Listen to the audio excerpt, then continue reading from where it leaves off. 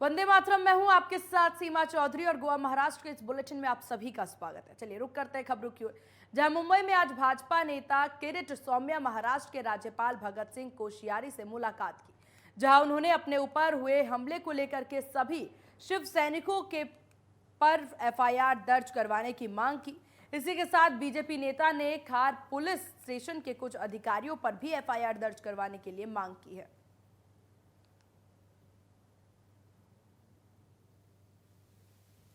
तो मुंबई से एक खबर सामने आ रही है, जहां बीजेपी नेता ने राज्यपाल से मांग की है, शिव सैनिकों पर एफआईआर दर्ज करवाने की मांग उनके द्वारा की गई है।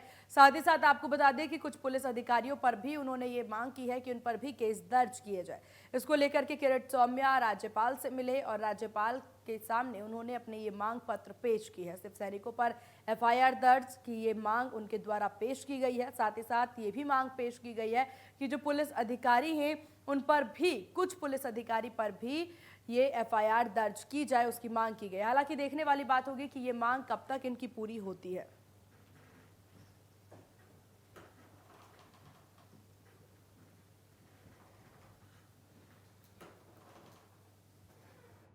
वहीं नवनीत राणा और रवि राणा की 8 साल की बेटी ने अपने मम्मी पापा के लिए किया पूजा अर्चना। ये पूजा जेल से जल्दी छूटने के लिए की गई है। इस वक्त नवनीत राणा और रवि राणा जेल में हैं। मुंबई पुलिस ने राणा दंपति को कथित रूप से विभिन्न समूहों के बीच शत्रुता पैदा करने के मामले में गिरफ्तार किया है। राणा दंपति ने महाराष्ट्र के मुख्यमंत्री उद्धव ठाकरे के निजी आवास मातोश्री के बाहर हनुमान चालीसा का पाठ करने की घोषणा की थी।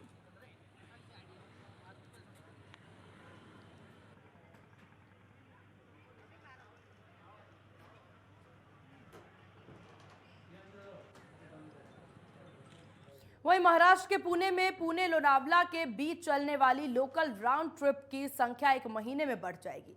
फिलहाल एक दिन में 26 फेरे होते हैं और यह संख्या बढ़कर 42 हो जाएगी। वहीं कोविड से पहले 42 लोकल पुणे और लोनावला के बीच दौड़ रही थी।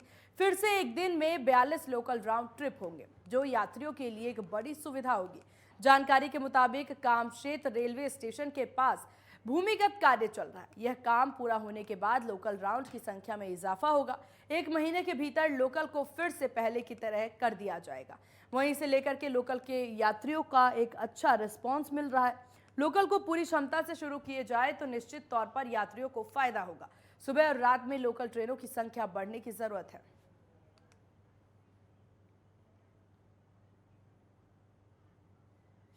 धार्मिक स्थलों पर लाउडस्पीकर के इस्तेमाल को लेकर के चल रहे विवाद के बीच पुणे में 5 मस्जिदों की इंतजामिया समिति और समुदाय के कुछ अन्य वरिष्ठ लोगों ने ईद के दौरान डीजे नहीं बजाने का और इसके लिए एकत्रित की गई राशि का इस्तेमाल गरीबों और जरूरतमंदों के बीच करने का निर्णय लिया है। इन लोगों ने समुदाय के युवाओं से 2 मई को ईद के पर्व पर तेज आवाज में डीजे नहीं बजाने को कहा है। महाराष्ट्र के यहाँ लोहिया नगर इलाके में भारतीय अंजुमन कादरिया मस्जिद के इमाम मौलाना मोहसिन रजा ने कहा कि तेज डीजे के दुष्परिणामों से सभी वाकिफ हैं। ये बीमार लोगों और कमजोर दिल वालों के लिए अच्छा नहीं है। हमने इलाके के 5 मस्जिदों की एक और समिति बनाई है और उनके इमामों तथा अन्य समुदाय और सदस्यों के अन्य वरिष्ठ लोगों के साथ बैठक की है और ईद के दौरान डीजे नहीं बजाने का निर्णय लिया है। उन्होंने कहा कि डीजे के लिए जो धन एकत्र किया जाता है उसका इस्तेमाल गरीबों और जरूरतमंदों की मदद के लिए किया जाए।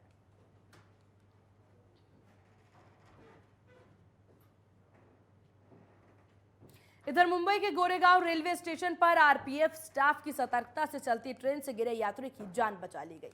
पूरी घटना गोरेगांव रेलवे स्टेशन के प्लेटफॉर्म नंबर 1 की है, जब एक यात्री ट्रेन से प्लेटफॉर्म पर उतरते समय अपना संतुलन बिगड़ने के कारण घिसटता हुआ दिखाई दिया। तभी वहां ड्यूटी पर तैनात स्टाफ कांस्टेबल अमित कुमार ने अपनी जान की बाजी लगाकर के बड़ी ही सतर्कता और तत्परता से यात्री को ट्रेन के नीचे आने से बचा लिया, जिसके बाद यात्री ने उसकी जान बचाने के लिए कांस्टेबल का धन्यवाद किया। वहीं वीडियो सामने आने के बाद आरपीएफ जवानों की सबने सराहना की।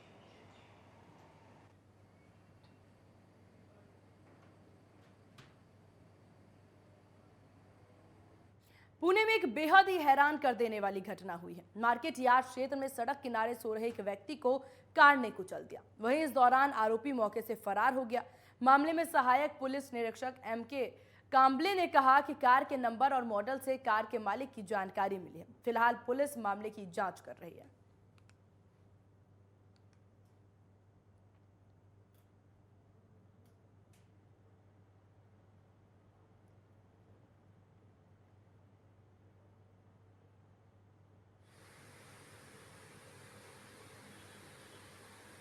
तो सड़क के किनारे सो रहे युवक पर एक गाड़ी आती है और उस पर चढ़ा दी जाती है और ये आप तस्वीरों में देख सकते हैं किस प्रकार से गाड़ी एक जगह पर खड़ी है। लेकिन ऐसा भी नहीं है कि स्पीड डिसबैलेंस हुआ या फिर किसी और वजह से यहाँ पर चढ़ाया जा सके, लेकिन ये गाड़ी खड़ी होती है और सीधे उस व्यक्ति पर जाकर के ये गाड़ी चढ़ा दी जाती है। हालांकि पुलिस द्वारा ये बात कह दी गई है कि गाड़ी के नंबर का और मॉडल का पता लगा लिया गया है। जल्द से जल्द इस फरार चालक को भी गिरफ्तार किया जाएगा और इसी के लिए पुलिस जो है वो मामले की तलाश में, मामले की जांच में जुट चुकी है और खास करके इस चालक की तलाश में जुटी हुई है पुलिस।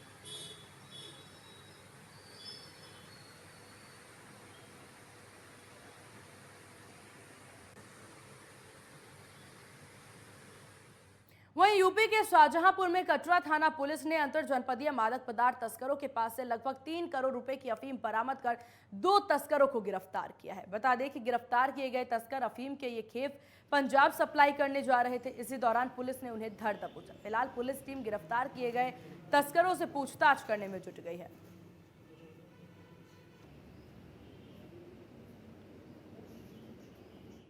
आगरा के सैयद थाना के ग्राम पंचायत बिरहरू के नंगला धनिया में चोरों ने एक ही रात में 2 मकानों को निशाना बनाया और लाखों रुपए की नकदी और जेवरात चुरा करके मौके से फरार हो गए। वहीं सूचना पर पहुंची पुलिस ने जांच पड़ताल शुरू कर दी। बता दें कि ग्राम पंचायत बिरहरू के नगला धनिया में एक ही रात में चोरों ने 2 मकानों को अपना निशाना बनाया, जहां एक घर में करीब 12 लाख रुपए के जेवरात और 2.5 लाख रुपए की नकदी पर हाथ साफ किया, तो वहीं दूसरे मकान पर ज्वेलरी पर हाथ साफ कर मौके से फरार हो गए। फिलहाल पुलिस मामले की जांच में जुटी।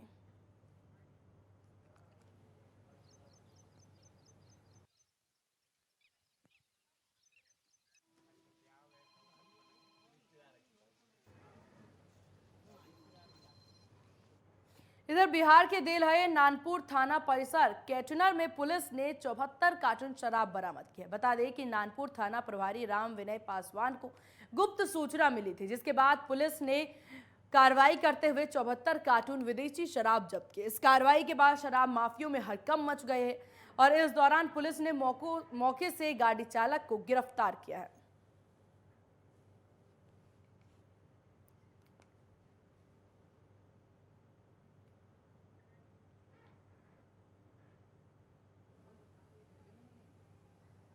यूपी के शाहजहांपुर में थाना सहरा मऊ पुलिस ने मुठभेड़ के दौरान टॉप 10 अपराधियों में शुमार फरार चल रहे आरोपी को गिरफ्तार कर लिया है। गिरफ्तार किए गए वांछित सत्यशील सिंह के पास से 1 तमंचा और 2 कारतूस बरामद हुए। गिरफ्तार आरोपी पर 1.5 दर्जन से ज्यादा मुकदमे दर्ज है। पुलिस अधीक्षक ने बताया कि इस कुख्यात अपराधी की पुलिस को काफी लंबे समय से तलाश थी, जिसे मुठभेड़ के दौरान गिरफ्तार किया गया है।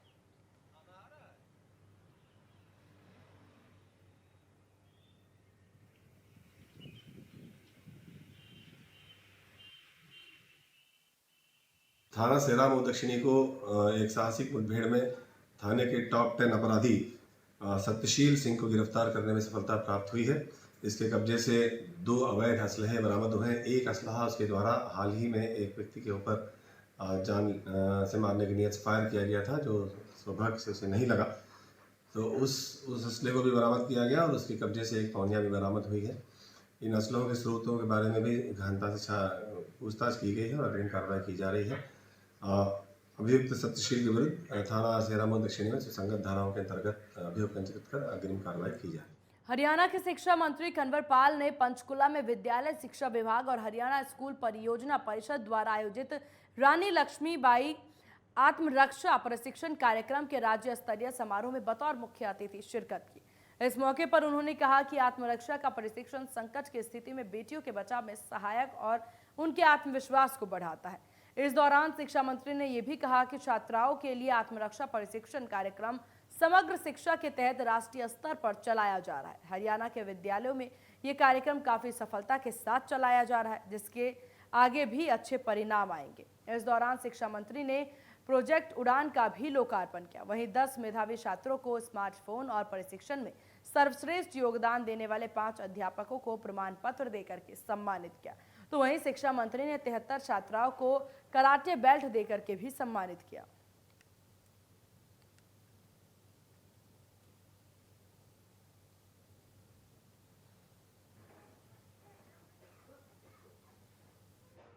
और यहाँ रुकते हैं एक बहुत छोटे से ब्रेक के लिए। ब्रेक के बाद जल्द होंगे हाजिर।